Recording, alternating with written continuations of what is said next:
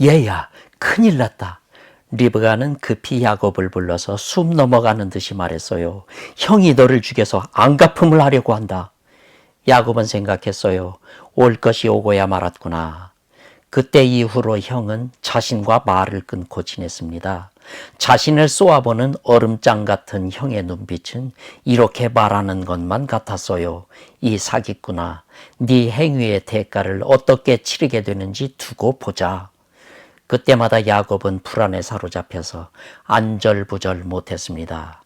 리브가는 에서의 단순한 성격에 기대를 걸고 그의 화가 가라앉기만을 기다렸어요. 그러나 에서는 이번에는 좀처럼 화를 누그러뜨리지 않았습니다.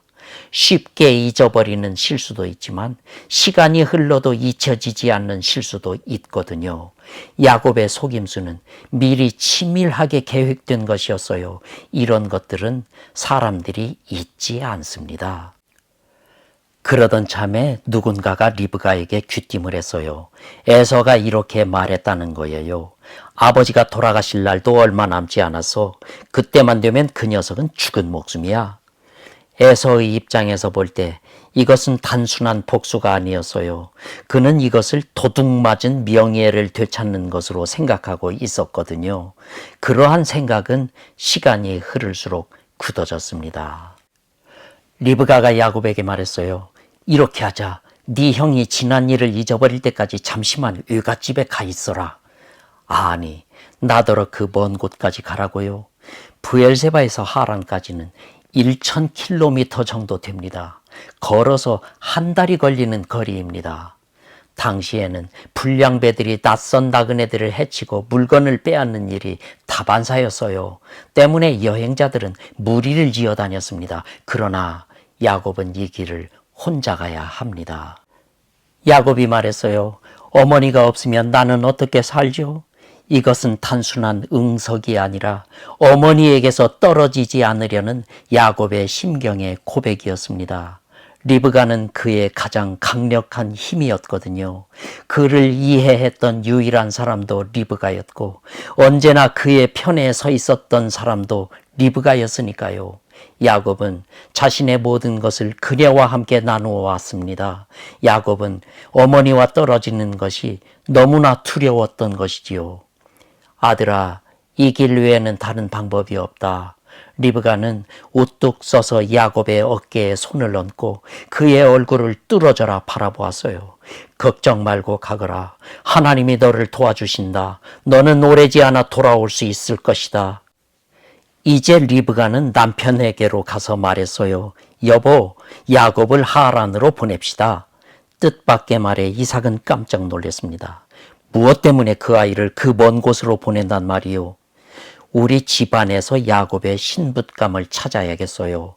그 애가 하나님을 모르는 이곳 여자와 결혼을 하게 내버려 둘 수는 없잖아요.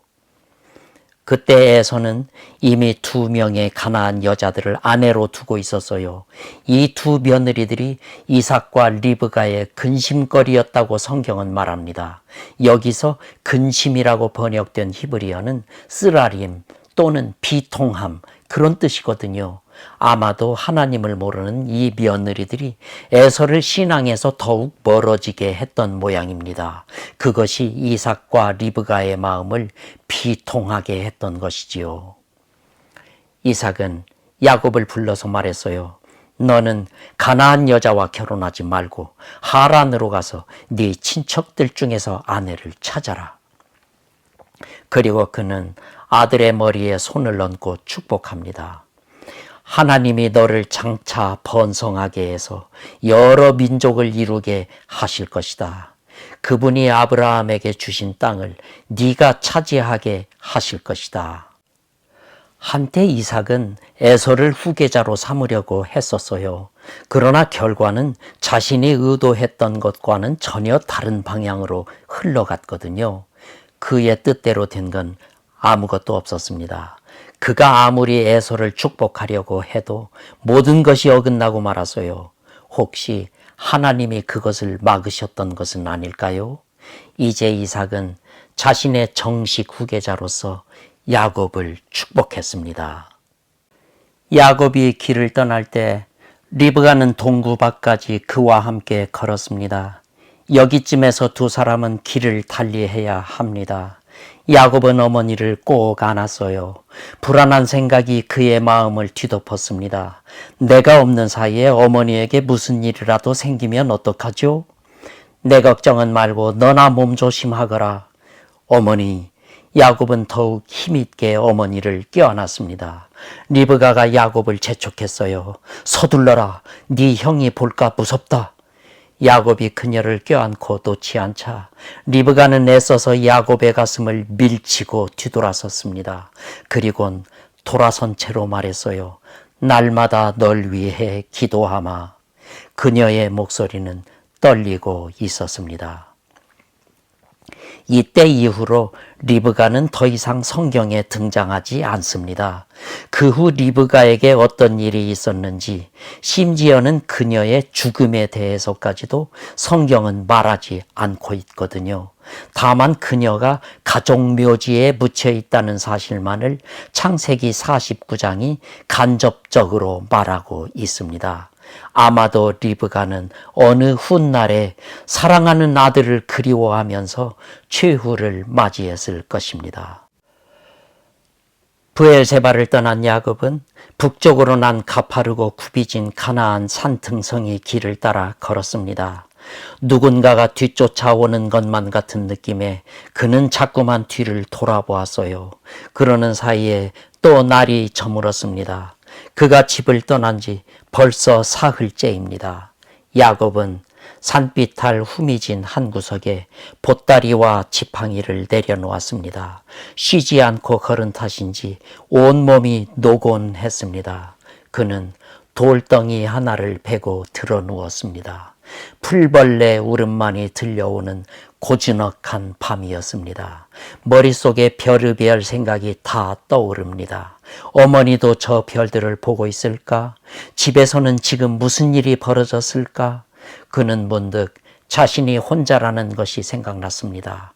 외로움이 밀려오면서 울컥 눈물이 핑 돌았습니다. 온갖 생각이 그의 머리에서 뒤엉켰습니다.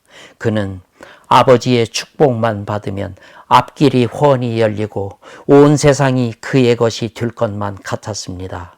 그런데 그렇게 되었습니까? 아닙니다. 그는 가지고 있던 것을 다 잃었습니다. 고향도 잃었고 어머니도 잃었고 아버지도 잃었고 형도 잃었습니다. 그는 모든 것을 잃고 빈털터리가 되어서 산모퉁이 길석패에 누워 있습니다. 어쩌다가 내 신세가 이렇게 비참하게 되었을까? 앞으로 무슨 일들이 나를 기다리고 있을까?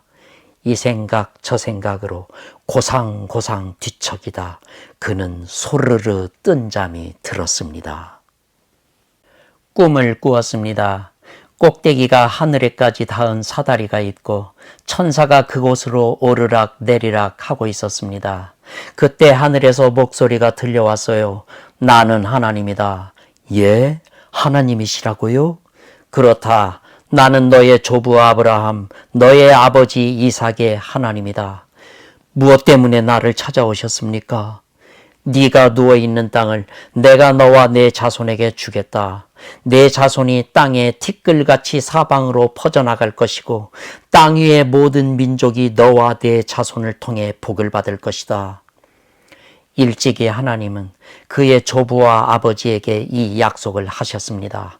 그런데 하나님이 그에게도 똑같은 말씀을 하시는 겁니다. 야곱아, 내가 너의 조상들에게 했던 약속을 너에게도 한다. 이 약속을 꼭 붙들어라. 이것이 야곱과 하나님의 첫 만남이었어요. 지금까지 야곱은 하나님에 대해서 듣기만 했습니다. 이제 야곱은 듣기만 했던 하나님을 직접 만났습니다. 하나님은 야곱이 선하고 의롭게 살 때 찾아오지 않으셨어요. 오히려 야곱이 비난받을 짓을 하고 도망치고 있을 때 찾아오셨어요. 또 하나님은 야곱이 세상에서 번성할 때 찾아오지도 않으셨어요. 모든 꿈이 물거품이 되고 그가 인생의 밑바닥에 내려갔을 때 그분은 찾아오셨습니다. 내가 만약 하나님이었다면 이렇게 말했을 것입니다. 너는 지금 자신이 뿌린 씨앗을 스스로 거두고 있다. 네가 자신의 잘못을 깨닫고 새 사람이 될 때까지 너는 고생을 좀 더 해야 한다. 그러나 하나님은 그러지 않으셨어요.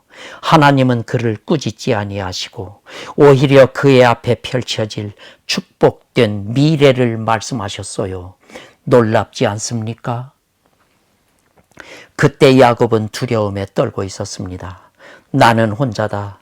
내가 가는 길에 나와 동행하며 보호해 줄 리가 누가 있을까? 그때 하나님이 말씀하셨어요. 내가 너와 함께하고 있다. 네가 어디로 가든지 내가 너를 지켜주겠다.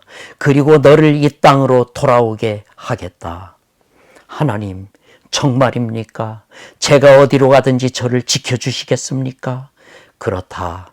내가 네게 약속한 것을 다 이룰 때까지 내가 너를 떠나지 않겠다.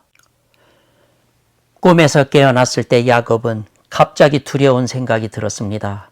하나님이 여기 계신데 나는 모르고 있었구나. 이곳이 바로 하나님의 집이고 하늘나라로 통하는 문이로구나. 그는 주변을 둘러보았습니다. 모든 것이 그대로였습니다. 하늘의 별들도 그대로였고 고요한 사방도 그대로였고 변한 것은 아무것도 없었습니다. 그러나 한 가지 변한 것이 있었습니다. 야곱은 하나님이 그와 함께 하신다는 것을 깨달았습니다. 그는 자신에게 속삭였습니다. 나는 혼자가 아니다. 하나님이 나와 함께 계신다. 하나님이 나를 지켜주신다. 서서히 먼 동이 트고 있었습니다. 그는 베개로 삼았던 돌을 기둥으로 세우고 그 위에 기름을 부으며 경배했습니다. 그때 야곱은 하나님께 맹세했습니다. 내가 가는 이 길에 하나님이 나와 함께 계시고 나를 지켜주신다면, 내가 평안히 고향으로 돌아오게 하신다면 여호와께서 나의 하나님이 되실 것입니다. 그리고 이 돌기둥이 하나님의 집이 될 것입니다. 그리고 그는 그곳을 베델, 하나님의 집이라고 이름 붙였습니다. 하나님은 아브라함과 맺으셨던 축복의 언약을 이삭이 물려받게 하셨고 또다시 그 축복을 야곱이 물려받게 하셨어요. 그러나 우리가 보기에 야곱은 그런 복을 받을 만한 자격이 없습니다. 그는 인격적 약점이 너무 많은 사람이거든요. 그럼에도 불구하고 하나님은 왜 야곱에게 그런 축복을 내려주셨을까요? 오늘날 신앙 공동체에 야곱 같은 사람들이 있습니다. 그들은 열정적으로 신앙생활을 하면서 하나님의 은혜와 축복을 간절히 사모합니다. 그런데 그들은 다른 사람들과의 관계에 약점이 너무 많아요. 그들은 자신의 이해관계가 얽혀있는 일에는 민감하게 반응하지만 남을 배려하지는 않습니다. 자신의 이익은 반드시 챙기면서도 다른 사람들에게 복을 끼치는 일에는 무관심하거든요. 그들은 때로는 얄팍한 술수를 써서 다른 사람 위에 올라서기도 합니다. 그러다 보니 형제 자매와 화목하지를 못하고 공동체 안에서 항상 갈등을 일으킵니다. 그들이 바로 야곱과 같은 사람들입니다. 그러나 냉정한 눈으로 보면 야곱이 바로 나입니다. 내 안에 야곱이 있어요. 나는 하나님의 사랑을 받을 자격도 없고 하나님의 자녀가 될 자격도 없습니다. 그런 나 같은 사람에게 하나님이 사랑을 쏟아 부으셨고 나를 자녀 삼으셨습니다.